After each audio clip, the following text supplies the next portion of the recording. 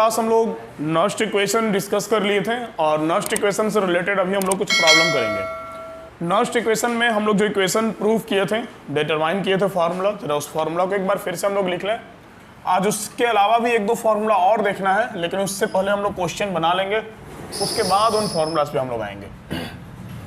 तो सबसे पहले जो फार्मूला हम लोग देखे थे नॉस्ट इक्वेशन में, ई सेल कैलकुलेट करने का, वो फार्मूला था हमारा E cell is equal to E naught cell. थोड़ा नीचे लिखते हैं, वो फार्मूला था हमारा E cell is equal to E naught cell minus 0.059 by N log concentration of oxidation by concentration of reduction. ये फॉर्मूला था हमारे पास। और अगर हमको सिर्फ सिंगल सेल के लिए जरूरत था फार्मूला का, मतलब या तो ऑक्सीडेशन सेल या फिर रिडक्शन सेल के लिए, तो इस फार्मूला को हम लोग हाफ कर दिए थे। मतलब फॉर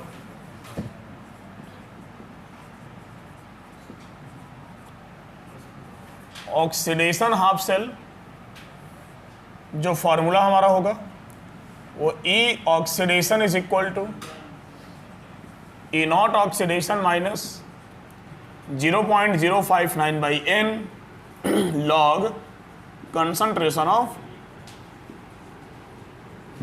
ऑक्सीडेशन। क्लियर है? अगर रिडक्शन के लिए हमको फार्मूला देखना था तो फॉर रिडक्शन हाफ सेल हम लोग जो फार्मूला देखे थे वो फार्मूला था हमारा E reduction is equal to E not reduction minus 0.059 by N log 1 by concentration of reduction.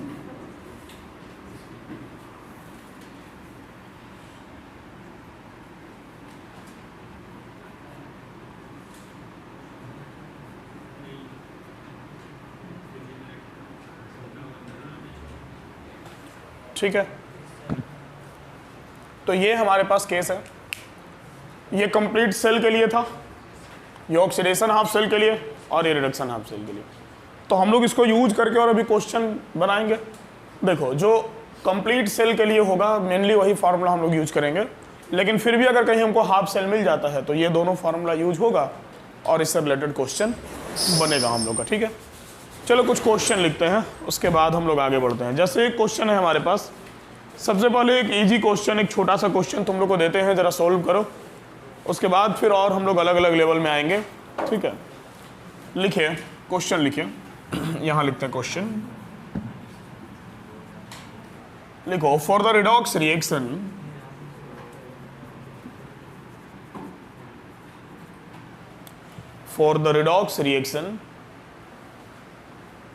और साथ में रिडॉक्स रिएक्शन दिया हुआ है, वही Zn हाफ सेल और Cu हाफ सेल वाला। लास्ट क्लास एक क्वेश्चन करवाए थे ना, ये नहीं ना करवाए थे, Zn से ही रिलेटेड था। ठीक है, तो Zn plus Cu2 plus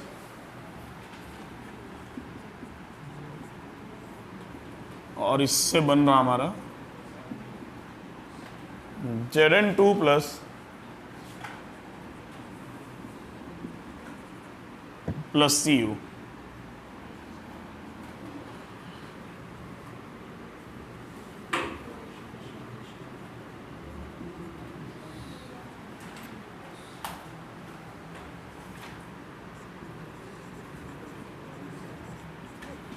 taking place in a cell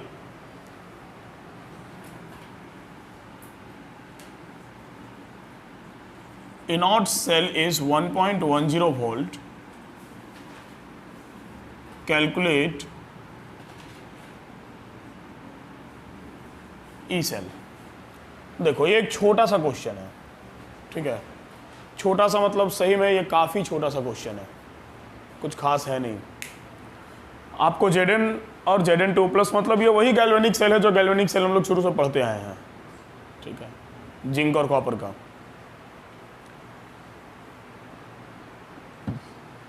बन जाएगा, बनाओ जरा, सिंपल सा केस है, देखो बहुत सिंपल है, बन गया होगा सबका।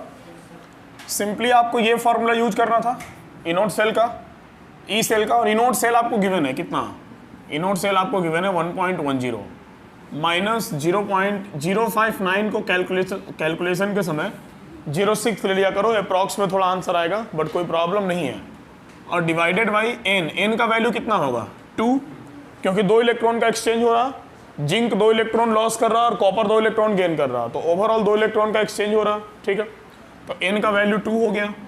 इसके बाद लॉग और ऑक्सीडेशन का concentration, that means Zn2 plus का कंसंट्रेशन 1 है, डिवाइडेड बाई रिडक्शन का कंसंट्रेशन 0.1 है, तो 1/0.1 मतलब लॉग 10 हो गया, नहीं हो गया, और लॉग 10 का वैल्यू क्या होता है 1 होता है, तो ये तो पूरा का पूरा वैल्यू क्या हो गया 1 हो गया, और ये 2 से इसको कैंसिल कर दो 0.03 टाइम्स में, तो 1.10 माइनस 0.03, तो ये 1.07 वोल्ट आंसर आ गया। थोड़ा आसान क्वेश्चन था, बच्चा टाइप था, बट कोई प्रॉब्लम नहीं, बच्चा टाइप से ही हम लोग चच्चा टाइप में भी चलेंगे ना। हाँ, कॉन्फिडेंस आता है इजी क्वेश्चन से ना, जब हार्ड क्वेश्चन बनेगा तो और कॉन्फिडेंस, फिर ओवर कॉन्फिडेंस हो जाएगा। देखो एक और क्वेश्चन देते हैं छोटा सा, फॉर इलेक्ट्रोकेमिकल सेल, हाँ क्वेश्चन,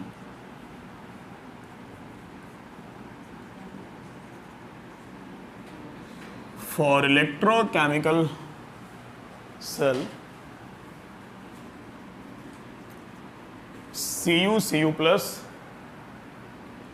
0.01 m, इसके बाद गिवन है हमको Ag प्लस Ag,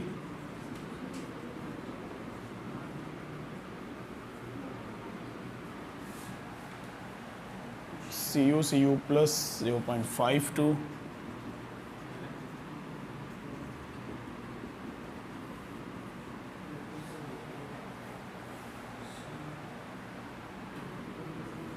और E not Ag plus Az is 0.8 volt. ये क्वेश्चन है हमारे पास, एक इलेक्ट्रोकेमिकल सीरीज गिवन है, और इलेक्ट्रोकेमिकल सीरीज में आपको ऑक्सीडेशन रिडक्शन तो यहाँ से आप देख के पहचान ही पा रहे हैं, और वैल्यू क्या दिया हुआ है आप वो भी पहचान पा रहे हैं, ठीक है। तो सिंपल सा केस है, सबसे पहले इनोड कैलकुलेट कर लेंगे ना, उसके बाद बना लेंगे। 2 मिनट ट्राई करो, 2 मिनट भी नहीं लगेगा बट ट्राई करो, फिर हम बताते हैं।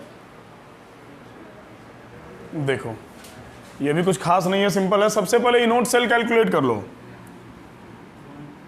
तो बाबू E anode cell is equal to formula क्या होता है, oxidation potential of anode plus reduction potential of cathode.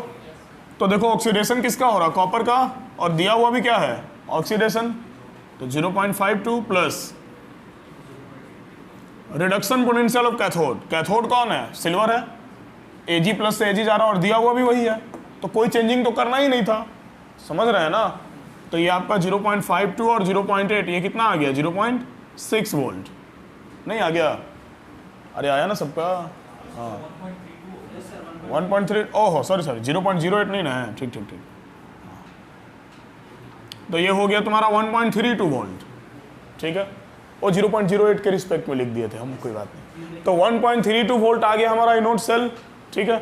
तो अब करना क्या है, ये वाला फॉर्मूला लगा दो, तो इनोड सेल के बाद E cell is equal to anode cell मतलब कि 1.32 माइनस 0.06/2, 2 नहीं 1, क्योंकि यहां पर n का वैल्यू कितना है 1 है। देखो Cu से Cu प्लस जा रहा, Ag प्लस से Ag जा रहा, एक ही इलेक्ट्रॉन का एक्सचेंज हो रहा है, तो n का वैल्यू 1 हो जाएगा। और log concentration of oxidation, oxidation किसका हो रहा है Cu से Cu प्लस मतलब 0.01 divided by concentration of reduction, that means कि 0.1, ये पॉइंट कैंसिल होगा तो नीचे तुम्हारा 10 आ जाएगा, ठीक है, आएगा ना 10। तो ये हो गया तुम्हारा 1.32 माइनस 0.06 और लॉग 1/10, 1/10 मतलब 10 टू द पावर -1 कर सकते हैं ना, और log 10 to the power x क्या होता है, x log 10, तो ये -1 कहाँ चला आएगा, आगे चला आएगा। तो ये 1.32 माइनस 0.06 इंटू -1 और log 10 कितना हो गया, 1 हो गया, तो वो तो गया, ठीक है। ये माइनस माइनस प्लस हो गया, तो 1.32 प्लस 0.68 1.38 वोल्ट आंसर आ गया। सिंपल, समझ गए, ठीक है। उसका 0.079 आया तो हो सकता है 0.059 पूरा लेके चला होगा, तो 1.379 आया, ठीक है। हम अप्रोक्स में 0.06 ले लिए 0.059 को, कोई प्रॉब्लम नहीं है, चलेगा। 1.379 हाँ, तो 1.379 इज सिमिलरली इक्वल टू 1.38, दोनों कोई प्रॉब्लम नहीं है, ठीक है, चलेगा। तो क्लियर हुआ ये। एक अच्छा सा क्वेश्चन और ले लो, मिटा दे इसको, ये इक्वेशन छोड़ के सब मिटाते हैं।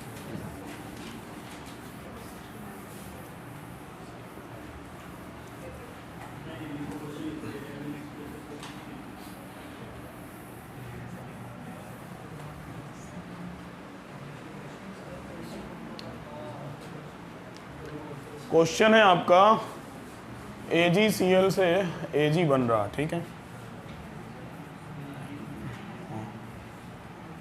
जिस इक्वेशन का काम था वही मिटा दिए, कोई बात नहीं।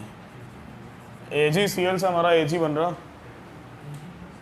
ये सॉलिड है, ये एक्वस है, मतलब Ag प्लस से Ag बन रहा, और क्या, Cl भी लिख दिया है क्वेश्चन में, अब क्या किया जाएगा, देने का अपना अपना तरीका।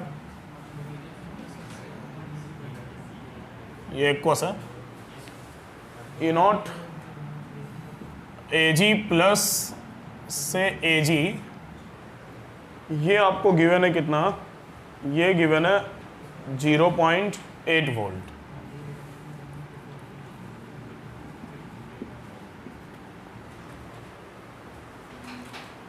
और आपको साथ में KSP गिवन है, सॉल्युबिलिटी प्रोडक्ट दे रखा है 10 टू द पावर -10, और बोल रहा कैलकुलेट पोटेंशियल ऑफ सेल। एक अच्छे बुक का एक अच्छा क्वेश्चन, ठीक है, छोटा सा स्टैंडर्ड क्वेश्चन है। आपको Ag प्लस टू Ag, आप ये तो दिमाग में रखो ना रखो कोई बात नहीं, ये तो बस इसलिए है कि आपको दिया हुआ है कि हाँ सर रिडक्शन हो रहा, ठीक है। Ag प्लस से Ag जा रहा, रिडक्शन हो रहा। AgCl है मतलब क्या, Ag प्लस है, तो Ag प्लस से Ag जा रहा, रिडक्शन हो रहा, तो यहाँ भी हमको रिडक्शन पोटेंशियल दे रखा है। तो रिडक्शन पोटेंशियल का फॉर्मूला हम लोग को पता है, अभी लिखे हुए थे हम लोग यहाँ पे, ठीक है। बट प्रॉब्लम है कि आपको KSP दिया है 10 टू द पावर -10, ठीक है। तो आप KSP के साथ क्या करेंगे, क्या लग रहा है, क्या करना चाहिए? कुछ नहीं सर, जैसे वैसे छोड़ देते, खूबसूरत लग रहा, अच्छा लग रहा, आगे बढ़ते हैं क्या? अच्छा सर, जो अच्छा लगता है उसको छोड़ते थोड़े हैं। हाँ, क्या बोल रहा हूँ? ऑक्सीडेशन की जगह इसको, KSP को नहीं, KSP को इसके जगह लेंगे तो काम नहीं चलेगा। देखो KSP क्या है, सॉल्युबिलिटी प्रोडक्ट है। तुमको ध्यान में हो तो KSP वैसे हम लोग थोड़ा सा पढ़े थे इक्विलिब्रियम में, और वही थोड़ा सा का हर जगह काम आता है जो पढ़े थे इक्विलिब्रियम में। KSP जो आया था हमारा, root under KSP S equal to formula लाए थे, वो S square equal to KSP होता है, ठीक है। ऐसे समझो, देखो सिंपल सी बात है, अभी क्लियर हो जाएगा, कुछ खास नहीं। जो लोग इक्विलिब्रियम पढ़े होंगे उनको ये बहुत अच्छे से क्लियर होगा, नहीं भी पढ़े होंगे तो हो जाएगा, ठीक है। कैसे? AgCl है हमारे पास, AgCl को तुम ब्रेक करा दो एक को सॉल्यूशन में, तो क्या बनेगा, Ag प्लस और Cl माइनस, ठीक है ना। ये तुम्हारा S और ये S, सॉल्युबिलिटी S कंसिडर कर लो, और ये भी सॉल्युबिलिटी S कंसिडर कर लो, ठीक है। एक्चुअल में जो KSP होता है ना, ये KSP इज इक्वल टू होता ही है S square, S into S, S square. KSP equal to S square ही होता है। इक्विलिब्रियम वाला कंसेप्ट अगर थोड़ा सा भी ध्यान में आ रहा होगा तो हम लोग यही फॉर्मूला इक्विलिब्रियम में पढ़े थे, और वहाँ पे हम फिर बाद में लिख दिए थे S equal to root under KSP, और यहाँ ये इतना लिख कर छोड़ भी दिए थे। ध्यान में आ रहा? तो अगर इक्विलिब्रियम का थोड़ा सा कंसेप्ट आपको ध्यान में आ रहा तो KSP equal to S square होता है भाई, सीधा सा बात है। तो अगर KSP equal to S square होता है तो सिंपल सी बात है कि हम S इक्वल टू क्या लिख सकते हैं, वही रूट अंडर KSP, ठीक है। तो S is equal to 10 to the power क्या आ गया, -5, 10 टू द पावर -10 है ना, रूट करेंगे तो क्या आएगा, 10 टू द पावर -5। रूट का मतलब क्या, 10 to the power -10 का पावर हाफ, वही ना हुआ। तो रूट का मतलब पावर हाफ, तो -10 का पावर हाफ करेंगे, ओवरऑल का पावर हाफ करेंगे, तो ये 10 to the power -5 आ गया। तो एस मिल गया 10 to the power -5। एस क्या है? सॉल्युबिलिटी। सॉल्युबिलिटी मतलब क्या? मतलब कि Ag प्लस उतना क्वांटिटी में उसमें सॉल्युबल है, तो concentration. Solubility that means concentration, क्योंकि कंसंट्रेशन भी तो एक तरह का सॉल्युबिलिटी है ना, कि सॉल्यूट कितना ज़्यादा सॉल्वेंट में डिजोल्व होता है उसी को हम लोग सॉल्युबिलिटी बोलते हैं, उसी को कंसंट्रेशन भी बोलते हैं। मतलब एस मिल गया आपको 10 to the power -5, that means कि आपको सॉल्युबिलिटी मिल गया 10 to the power -5। अब जब आपको सॉल्युबिलिटी 10 to the power -5 मिल गया तो आपको कंसंट्रेशन मिल गया, फिर तो आपका टेंशन खत्म। फिर कैसे टेंशन खत्म सर? देखो अब सिंपल वे में आगे बढ़ेंगे हम लोग। अब यहाँ से फॉर्मूला लगा दो। इनोट सेल शायद दिया हुआ है, हाँ इनोट सेल हमको दिया हुआ है, इनोट सेल नहीं है, यह इनोट रिडक्शन है। तो फॉर्मूला लगा दो, E naught reduction, E reduction is equal to E naught reduction minus 0.059 by n log 1 by concentration of reduction. समझ गए? अब यही कंसंट्रेशन हमारा 10 to the power -5 हो गया, सिंपल। तो हमारा इनोट रिडक्शन दिया हुआ है, कितना दिया हुआ? 0.8। तो 0.8 माइनस 0.059, चलो 0.59 ही ले लेते क्योंकि इनका वैल्यू वैसे भी क्या है 1 है, ठीक है। तो 0.06 से अप्रॉक्स में ले ना ले, कोई वैसा आसान तो होना है नहीं। तो 1 बाई 10 to the power -5। अब 10 to the power -5 ऊपर गया तो क्या हो गया? 10 to the power +5 हो गया ना, log 10 to the power 5 हो गया। अब log 10 to the power x, तो x log 10 फॉर्मूला लगेगा, होता है ना फॉर्मूला हमारा। ये सब log का 1-2 फॉर्मूला ध्यान में रखना, ठीक है। तो अब ये 5 आगे आ गया, तो 0.8 माइनस 0.059 इंटू 5 log 10, और ये log 10 पूरा का पूरा कितना हो गया? 1 हो गया। log 10 का वैल्यू 1 होता है, मतलब ये कि 5 से इससे मल्टीप्लाई कर दो तो 0.8 माइनस ये 5 9 जा 45, 5 5 जा 25 एंड 4 29, 0 से किए 0 बचा 2, मतलब ये हो गया हमारा कितना? 0.295। अब इसको 0.295 से माइनस कर दो, 0.5 के अप्रॉक्स में आंसर आएगा, ठीक है। 0.5 के अप्रॉक्स में आंसर आएगा, एक बार आंसर तो देख लो। हाँ 0.5 आंसर है, तो 0.5 आ गया हमारा आंसर,